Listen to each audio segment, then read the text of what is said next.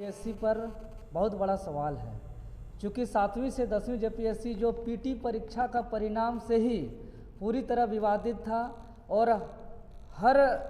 सवाल पर हम लोग ने आवाज़ उठाते हुए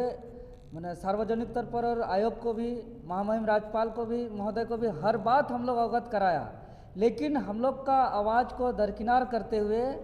आज राज्य की सबसे बड़ी संस्था जेपीएससी पर सबसे बड़ा सवाल खड़ा होता है, सिस्टम पर खड़ा होता है। और ये जो रिजल्ट आप देख रहे हैं जो जारी हुआ है परसों को, ये रिजल्ट देखने से साफ पता चल रहा है कि कोई आयोग का, जेपीएससी की सबसे बड़ी संस्था का, सबसे बड़ी अधिकारी का रिजल्ट नहीं, बल्कि एक मैट्रिक और इंटर का रिजल्ट जैसे जारी होता है कि कितना आदमी पास किया, कितना आदमी फेल किया। जबकि नियमावली के तहत बोला गया है कि मुख्य परीक्षा का जो रिजल्ट होगा वो लगभग 2.5 गुना रिजल्ट जारी किया जाएगा इंटरव्यू के लिए। पहले 3 गुना था, 2.5 गुना किया गया, लेकिन ये 3 गुना से भी ज़्यादा रिजल्ट है। और इस रिजल्ट में कहीं से पता नहीं चल रहा है कि किसका कटअप कितना है, कौन कैटेगरी का कटअप कितना है, जबकि हर कैटेगरी को इंटरव्यू के लिए मौका मिलना है मिनिमम 2.5 गुना, जो इस रिजल्ट से कहीं से पता नहीं चल रहा है। अगर जेपीएससी कटअप जारी करता है तो हम दावे के साथ कह सकते हैं कि यहाँ कई ऐसा गड़बड़ियाँ फिर से उजागर होगी। जिस प्रकार पीटी परीक्षा में हम लोग ने लगातार आंदोलन के बाद कटअप जब जारी हुआ और कटअप जारी होने के बाद एक बवाल खड़ा हो गया और बहुत ऐसे छात्र बाहर हुए, बहुत ऐसे छात्र अंदर हुए, उसी प्रकार जेपीएससी का मुख्य परीक्षा का जो रिजल्ट जारी हुआ, इसका भी अगर कटअप जारी होता है तो निश्चित ही बहुत ऐसे गड़बड़ी सामने आएगी। सबसे बड़ी बात इसीलिए तत्काल और जेपीएससी जो आनन फानन में इंटरव्यू लेके जैसे तैसे खाना पूर्ति करते हुए, कॉलम पूरा करते हुए ये पैसों और हेरा फेरी करके जो अधिकारी पदाधिकारी बनाना चाहता, हम इस जेपीएससी से हम यही मांग करते हैं आज कि सबसे पहले आप कटअप जारी कीजिए और किस कैटेगरी का कितना बुला रहे हैं इंटरव्यू में, एक रोल नंबर पूरा तरह से क्लियरली डिफाइन करिए, क्योंकि यहाँ से पता नहीं चल रहा है कि किस कैटेगरी के कितने स्टूडेंट हैं। इससे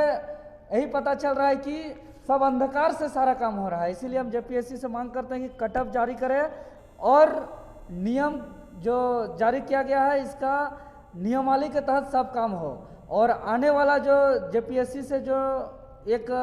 सूचना आ रहा है कि 11वीं जेपीएससी भी बहुत जल्द आने वाली है, लेकिन जो 7वीं और 10वीं जेपीएससी में जो काला काम हुआ, जो सेटिंग गेटिंग के तहत चयनित करने का जो काम किया जा रहा है, इस तरह से न हो। उसमें हम लोग बाकायदे एक और मीटिंग हम लोग अगला सप्ताह बुलाएंगे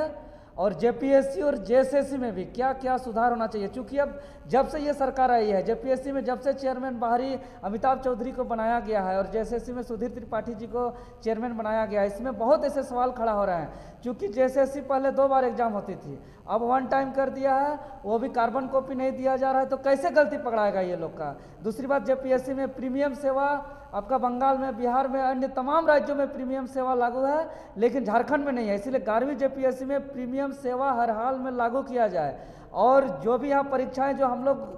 7वीं और 10वीं जेपीएससी में जो गलती हुई है, जैसे जहाँ तहाँ जहाँ से पढ़ा है वहीं परीक्षा लिख लिया, ये सब गलती और नहीं दोहराना चाहिए। इसीलिए हम लोग एक एक बिंदुवार हम लोग सरकार से और आयोग को भी हम लोग ज्ञापन सौंपेंगे एक बैठक के माध्यम से कि जितने भी परीक्षा होगी पूरी तरह पारदर्शिता से हो,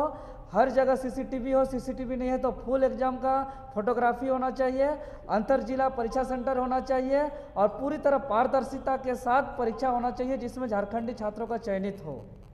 तो मेंस में जो प्रॉब्लम है, अगर जेपीएससी संज्ञान नहीं लेती तो आप लोग आगे क्या करेंगे? देखिए,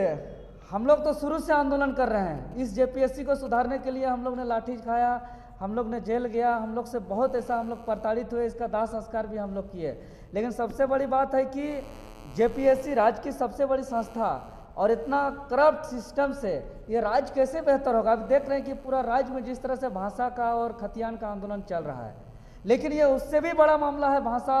और यहाँ का आइडेंटिटी खतियान से भी बड़ा, क्योंकि ये सिस्टम है और राज्य जो चलता है सिस्टम से चलता है। अगर सिस्टम हमारा फ्रेश नहीं होगा, फेयर नहीं होगा, अच्छे लोगों की चयनित नहीं होगी, तो निश्चित ही कह सकते हैं कि भ्रष्टाचार पूरी तरह बढ़ जाएगा। इसीलिए हम मांग करते हैं कि कटअप जारी करें, और कटअप जारी नहीं करती है तो 9 और 16 से जो इंटरव्यू होने वाला है उसका हम लोग रोकने का काम करेंगे। पहले कटअप जारी करिए, कौन कैटेगरी से कितने कैंडिडेट इंटरव्यू दे रहे हैं इसका क्लियर करिए, उसके बाद ही इंटरव्यू होगा। अगर आयोग फिर से मनमानी करती है तो हम लोग फिर से सड़क पर उतरेंगे छात्र।